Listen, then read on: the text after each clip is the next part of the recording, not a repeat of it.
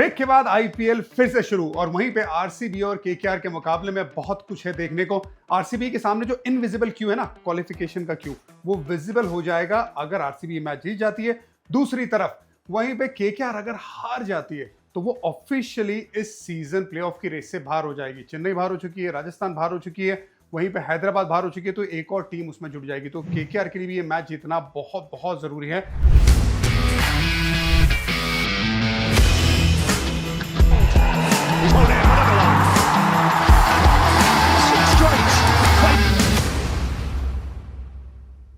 बात करेंगे सबसे पहले विराट कोहली की।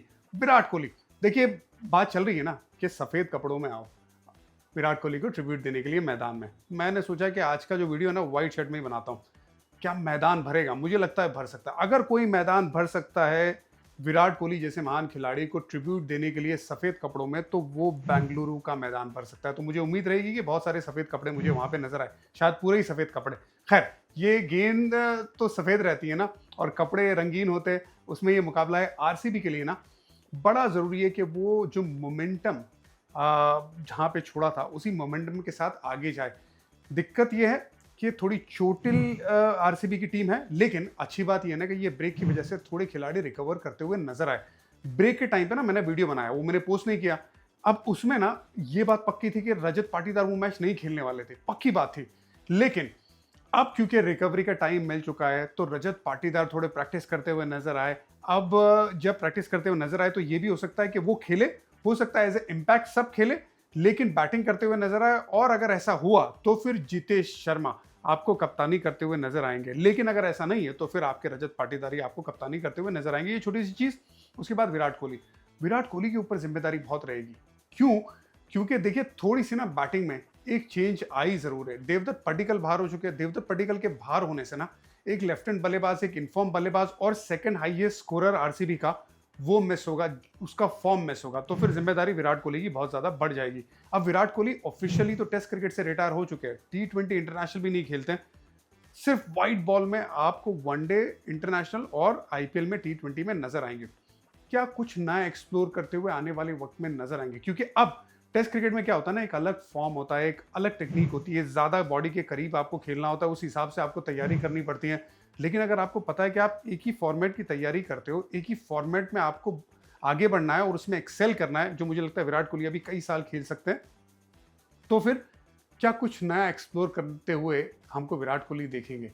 क्या वो लैप शॉट, क्या वो कट शॉट, क्या वो अलग अलग अंदाज में जिस तरह से खेलते वो देखने को एक मैं बहुत ज़्यादा उत्सुक रहूंगा आने वाले वक्त में क्या करते विराट कोहली। लेकिन उनका जो फॉर्म है, एक तो ऑरेंज कैप की रेस में ना 5 रन बना देंगे, सूर्या से आगे निकल जाएंगे। वहां पे ना ट्रैफिक जाम लगा हुआ है ऑरेंज कैप की रेस में। अब यहाँ पे ना सूर्या भी है उसमें, शुभमन भी है उसमें, साई सुदर्शन भी है। लेकिन एक बात विराट कोहली की बहुत खास हो जाती है कि भाई 36 साल का, मैं नौजवान कहूंगा क्योंकि उनकी जिस तरह से फिटनेस है, वो नौजवान बाकी जो बल्लेबाजी, जो युवा है, उनको कंपीट करके उनसे आगे निकल जाता है। ये इस महान खिलाड़ी की खासियत है। बाकी खिलाड़ियों पे भी नजर डालते हैं, एकजुट होकर किस तरह से खेलना है आरसीबी ने इस सीजन पूरी तरह से दिखाया है।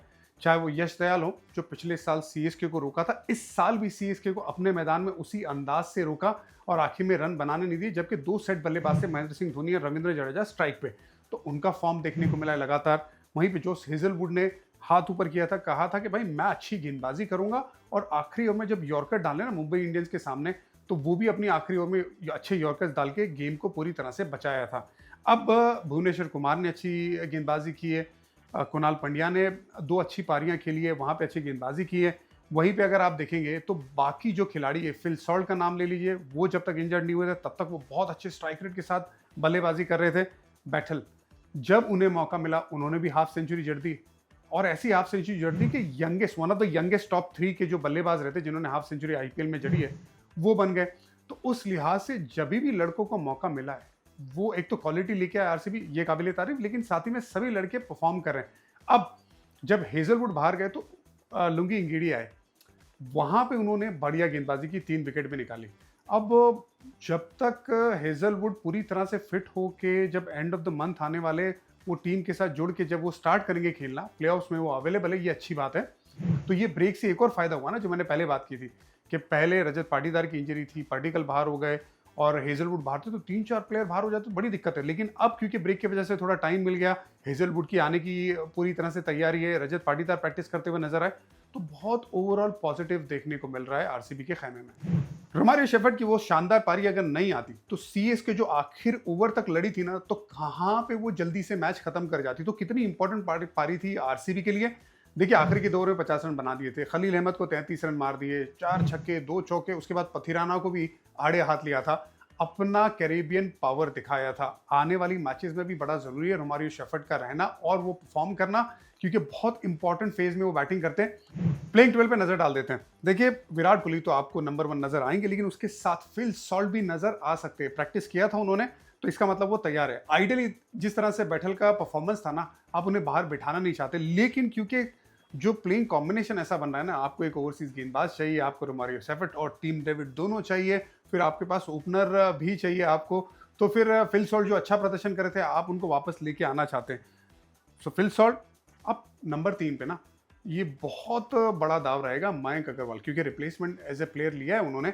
राइट हैंड बल्लेबाज है, वो लेफ्ट हैंड बल्लेबाज वाली काबिलियत क्या वो लेके आते, जिस तरह से स्पिन को खेल रहे थे, लेग स्पिनर को बहुत अच्छा खेल रहे थे। जबकि मयंक अग्रवाल का अगर आप आंकड़ा देखें लेग स्पिनर के सामने अच्छा नहीं है, लगभग 14 का ही औसत है, तो वो एक दिक्कत हो सकती है। अगर अच्छी शुरुआत मिल गई तो फिर वो फॉर्म को बरकरार रख सकते हैं, लेकिन आपको फिर भी दांव तो चलना पड़ेगा। आपके पास स्वस्तिक शिकारा है, आपके पास मयंक है, मैं मयंक के साथ जाना चाहूंगा एटलीस्ट शुरुआत में। खैर उसके बाद रजत पाटीदार बैटिंग करते हुए तो आपको नजर आ सकते, क्योंकि नेट में बैटिंग की थी। जितेश शर्मा, हो सकता है कि अगर रजत पाटीदार फील्ड ना करे तो ये कप्तानी करें। Tim David, Krunal Pandya, Romario Shepherd, ये तो आपके हो गए टॉप 8। लेकिन एक बात ये ना कि कुणाल पंड्या क्योंकि एक लौते लेफ्ट हैंड बल्लेबाज हो जाएंगे, तो मैं ये देखना चाहूंगा पर्सनली कि उनको अपॉर्चुनिटी मिले बीच में बैटिंग करने की, नंबर 4 या 5 पे, ताकि वो लेफ्ट हैंड बल्लेबाज का जो right hand left hand combination होता है वो चला सके आरसीबी। उसके बाद भुवनेश्वर कुमार, लुंगी इंगीडी, यश दयाल और सुयाश शर्मा। एक चीज मैं लुंगी इंगीडी से देखना चाहूंगा, वो जो स्लोअर वन है ना, उस पर थोड़ा ज्यादा तवज्जो दे, क्योंकि उनका स्लोअर वन पिक करना इतना आसान नहीं है। जब टीवी में भी देखते हैं ना, तो हल्का सा ड्रिफ्ट होता है बाहर की तरफ, इसी वजह से गेंद बहुत ज्यादा खड़ी हो जाती है, तो वो थोड़ा ध्यान दे सकते हैं। और जैसे ही हेजलवुड फिट हो जाएंगे तो लुंगी इंगीडी जी यहाँ पे वो आ जाएंगे, लेकिन अभी फिलहाल लुंगी इंगीडी। और सपोज कोई बैटिंग में समस्या है कि कोई इंजर्ड है और आपको लग रहा है कि आपके पास विकल्प नहीं है बतौर आरसीबी फैन, आपको लगता है कि क्या क्या ऑप्शन है, सो शिकारा का ऑप्शन है, मनोज बांडेगे का ऑप्शन है और स्वप्निल सिंह का। स्वप्निल सिंह आपको एज ऑलराउंडर एबिलिटी भी लेके आते, तो आपके पास विकल्प मौजूद है। केकेआर के लिए ना 2 मैच जीतना बड़ा जरूरी है, वो भी अच्छे रन रेट के साथ। उसके बाद भी प्लेऑफ्स की गारंटी है नहीं, क्योंकि दोनों जीतने के बाद भी 15 पे पहुंचेंगे और यहाँ पे ना 16 पे लड़ाई चल रही है। सो केकेआर का जो सीजन रहा है ना, जिस तरह से अभी तक रहा है, डिसअपॉइंटिंग सीजन रहा है, डिफेंडिंग चैंपियन रहा है। सबसे बड़ा मसला मुझे लगा है कि जिस तरह से वेंकटेश अय्यर को एक तो अपनी पोजीशन नहीं मिली जहां पे वो बैटिंग करते हैं नंबर 3 पे, और दूसरा उनका प्रदर्शन नहीं होना। स्पिनर के सामने जिस तरह से ओवरऑल बैटिंग की है मिडिल ओवर्स में, खास करके केकेआर की बैटिंग यूनिट ने, वो भी एक बहुत बड़ा मसला रहा है। आपके पास अगर 9 बल्लेबाज है, आपके पास 9 बल्लेबाज है ना, उसके बावजूद भी आप कंसिस्टेंट स्कोर अदा नहीं कर पा रहे हो, अच्छे स्पिन को नहीं खेल पा रहे हो, तो दिक्कत हो रही है। केकेआर के सामने बिल्कुल वही हो रहा है। और बीच में मुझे लगा ना अंग्रिश रघुवंशी, जिनका फॉर्म बहुत बढ़िया नजर आया पहले से, उसको एक डेजिग्नेटेड बैटिंग पोजीशन रेगुलर दिया नहीं, वो भी एक दिक्कत का सामना है। रिंकू सिंह भी शुरू में पहले नीचे ज्यादा खेल रहे थे, उनको भी ज्यादा गेंदें मिलती नहीं है। एंड्रे रसल शुरुआत में तो उनकी बैटिंग लगभग आई नहीं, उसके बाद अब जब ऊपर बैटिंग करने लगे तो लास्ट के 2 मैचेस में उनका प्रदर्शन भी देखने को बेहतर मिला है। अजिंक्य रहाणे नंबर 3 पे बैटिंग कर रहे हैं, 146 का उनका स्ट्राइक रेट है अभी तक पूरे सीजन में। लेकिन 2 अजिंक्य रहाणे आपको नजर आते हैं, एक पावर प्ले वाला अजिंक्य रहाणे और एक पावर प्ले के बाद का अजिंक्य रहाणे। पावर प्ले में आपको वो स्ट्राइक रेट ना उनका 180 भी नजर आता है, लेकिन वही स्ट्राइक रेट ना पावर प्ले खत्म होती है, जैसे स्पिन आती है ना, 110 का हो जाता है। ये सबसे बड़ा पहलू है केकेआर के लिए, जिसने बहुत ज्यादा उन्हें तकलीफ दी है।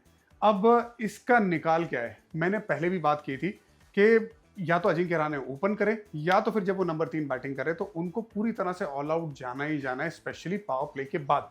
वरना वेंकटेश अय्यर को नंबर 3 पे बैटिंग कराना ये बहुत जरूरी था, जो वो करा नहीं पाए, बिकॉज अजिंक्य रहाणे नंबर 3 पे बैटिंग कर रहे थे। तो ये केकेआर ना गेंदबाजी में भी ना जो इंपॉर्टेंट मोमेंट्स होते हैं ना, वो पकड़ नहीं पाई है। हमने राजस्थान के सामने भी देखा था कि मैच तो जीत गए थे, लेकिन 71 पे 5 हो गए थे। उसके बाद आखिरी ओवर में वो जीतने की जद्दोजहद चल रही थी। उसका रीजन ये भी है ना कि बहुत ज्यादा डिपेंडेंसी है 2 स्पिनर पे, वरुण चक्रवर्ती और सुनील नारायण पे। उसके अलावा अगर आप गेंदबाजी यूनिट पे नजर डालेंगे ना, तो आपको एक तो कोई भी एक ऐसा गेंदबाज नजर नहीं आता जिस पे आप कहेंगे कि यार ये हमारा डेथ बॉलर है। मिचेल स्टार्क हुआ करते थे, उन्हें मिस किया जाता है, लेकिन ऐसा कोई गेंदबाज न, क्योंकि पिछले मैच में भी चेन्नई के सामने अंशुल खम्बोज और नूर अहमद भी धोनी के साथ बैटिंग कर रहे थे। आपके पास टैलेंटर बैट्समैन है, वहां पे भी आप मैच पकड़ सकते थे ना, वो मैच नहीं पकड़ पाए। जरूर 2 गेंदें ही बची थी, वहां पे सीएसके जीता, लेकिन उससे पहले कई ऐसे मोमेंट थे जहां पे मैच जीता जा सकता था। अब यहाँ पे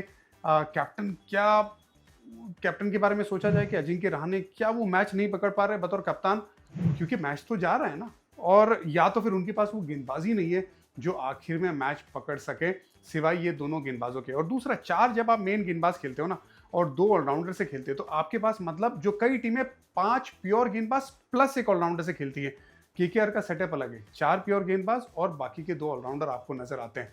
ये भी एक थोड़ी सी दिक्कत रही है इस सीजन। वेंकटेश अय्यर पिछला मैच नहीं खेले थे, स्टिचेस लगे थे, मनीष पांडे खेले थे। मैं देखना चाहूंगा वापस उन्हें लाया जाए, बहुत बड़ा दांव चला है, हो सकता है कि ये ब्रेक उनके लिए बेहतर हो और वो परफॉर्मेंस करें। रेमन गुरबाज, सुनील नारायण, अजिंक्य रहाणे, ये टॉप 3 रहे। वेंकटेश अय्यर क्या नंबर 3 पे वो बैटिंग कर सकते हैं। रहाणे तो मिडिल ओवर में बैटिंग नहीं कर सकते शुरुआत में, वो बड़ा मुश्किल काम है।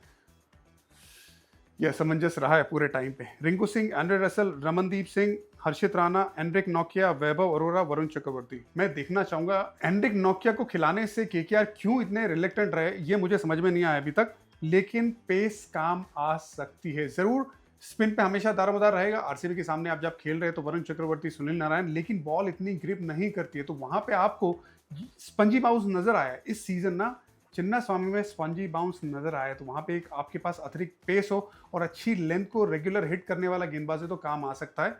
एंड्रिक नोकिया पे मेरा दाम रहेगा, आप केकेआर क्या करती है वो देखना होगा। और अंकुरिश रघुवंशी, वो आपके इंपैक्ट प्लेयर, लेकिन अंकुरिश रघुवंशी को ना एक बढ़िया अपॉर्चुनिटी रेगुलर देना जरूरी है, क्योंकि लगातार ये लड़का रन बना रहा है। बहुत सारे मैचअप्स है, अजिंक्य रहाणे बनाम कुणाल पंड्या और भुवनेश्वर कुमार, ये दोनों ने मिलकर 11 बार आउट किया अजिंक्य रहाणे को, तो एक मैचअप तो बेशक रहेगा ही रहेगा।